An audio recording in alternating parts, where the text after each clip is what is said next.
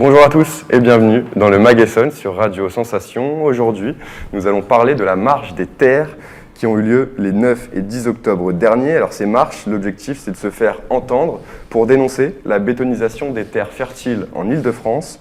Pour en parler aujourd'hui avec nous, je reçois Marie-Joseph Mazure. Bonjour. Bonjour. Vous êtes la présidente de l'ADSE, l'association Défense Santé Environnement, basée à Sainte-Escobille. Et vous êtes accompagnée de Claude Jaillet. Bonjour. Bonjour. Vous êtes le vice-président de cette association. Alors, vous avez participé à cette marche des terres. Comment s'est-elle déroulée et quels étaient vos objectifs en manifestant à Paris ? Cette marche s'est déroulée en 2 temps, partant de Zaclay, une petite zone qui jouxte les installations de Saclay. Et dans un premier temps, nous sommes partis donc de Saclay pour arriver vers Paris, et dans la journée de samedi. Et le dimanche, nous avons rejoint les autres marches qui venaient du nord et de l'est de Paris au niveau de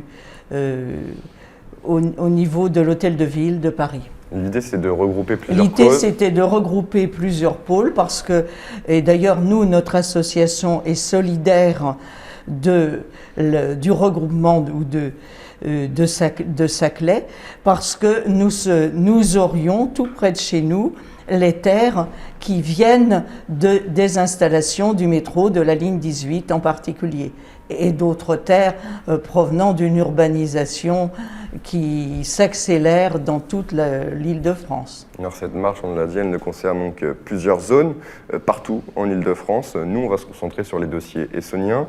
Avec vous, à commencer par le plateau de Saclay, un nouveau métro, la ligne 18, doit le traverser.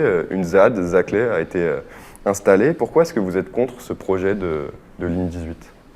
Tout simplement parce que cette ligne 18 nous impacte directement déjà, dans la mesure où on veut nous apporter sur Saint-Hilaire les déchets provenant de cette ligne 18. Ça, c'est clair, hein, et provenant d'autres zones d'urbanisation. Et c'est une conséquence directe de cette urbanisation qui mange déjà une grande quantité de terres agricoles et en plus, on veut encore prendre des terres agricoles pour y mettre les déchets. Alors pourquoi les terres du plateau de Saclay sont-elles si fertiles ? Elles sont fertiles comme toutes les terres de Beauce, hein. C'est une zone de limon du bassin parisien qui convient particulièrement pour la culture du blé et des céréales, mais de plus en plus d'ailleurs, les agriculteurs un peu partout se diversifient de façon à fournir des légumes de proximité à toute l'Île-de-France. Alors ce projet, il permettrait tout de même d'offrir une possibilité de transport en commun entre l'Essonne et Versailles et de limiter un certain nombre de déplacements. Mais pour vous, ça ne compense pas, ce n'est quand même pas un projet écologique ? C'est vrai, d'autant plus que si nous regardons vraiment notre partie du Sud-Essonne, ça n'améliorera pas du tout les transports du RERC en particulier.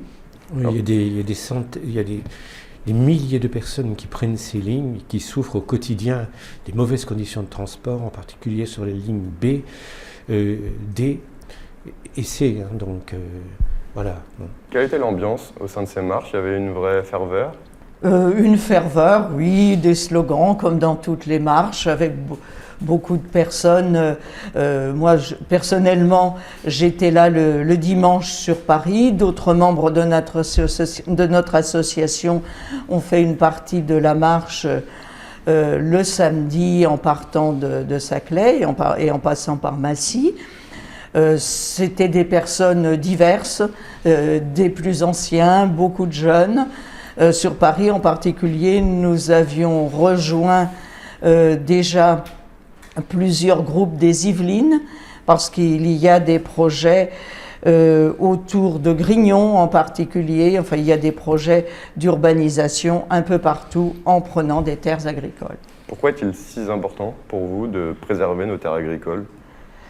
Pour l'autonomie alimentaire, autonomie alimentaire de la région parisienne, et puis en plus, il est certain qu'avec le réchauffement climatique, les conditions de culture vont devenir de plus en plus difficiles, raison de plus pour préserver les terres agricoles qui nous restent. Il y en a déjà eu beaucoup qui ont été sacrifiés.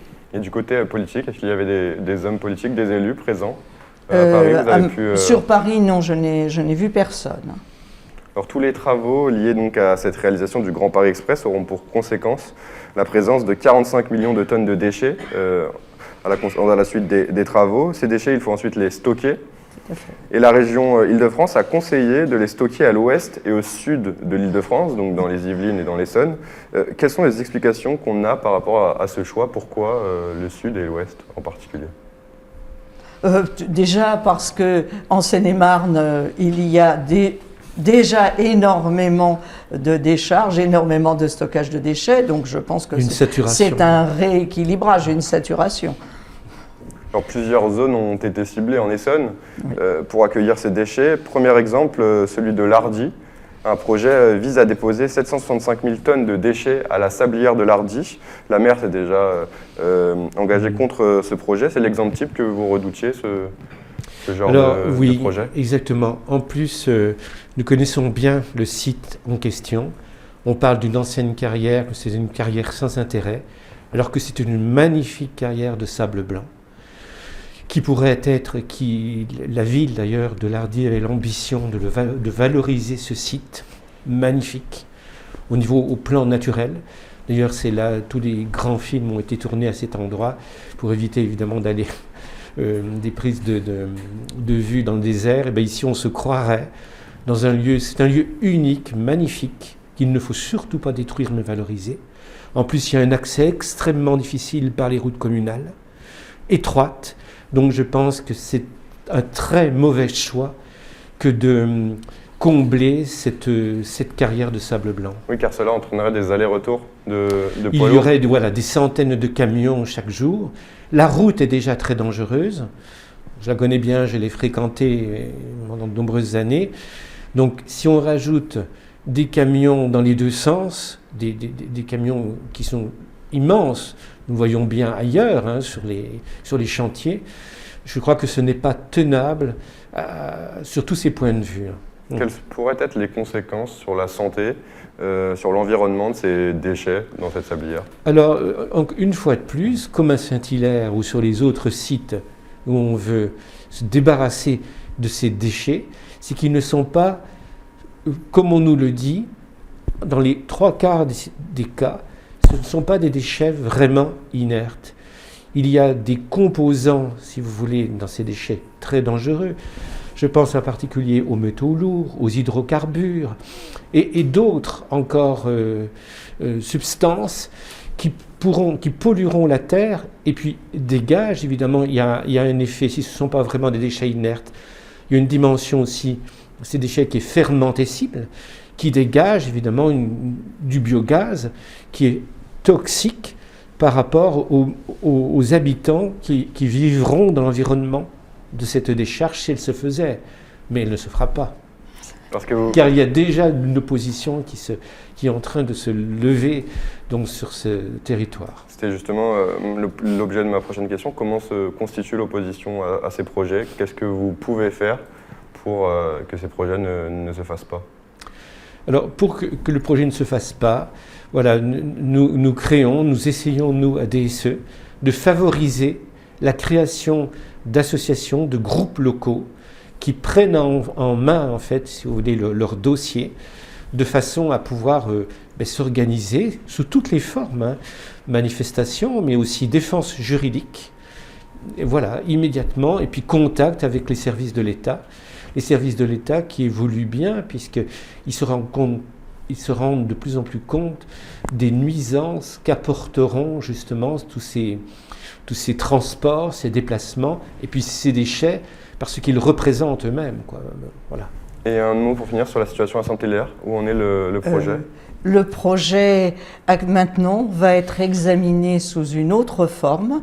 Il y a eu un arrêté de la préfecture de l'Essonne qui demande que le projet soit instruit selon la procédure d'autorisation, ce qui veut dire qu'il y aura une enquête publique, qu'il y a une étude environnementale précise qui est demandée, et donc pour l'instant, le projet tel qu'il était déposé n'est pas recevable. Et on suivra en tout cas l'évolution de ces dossiers. Merci à tous les deux d'avoir été avec nous dans le Mag Essonne.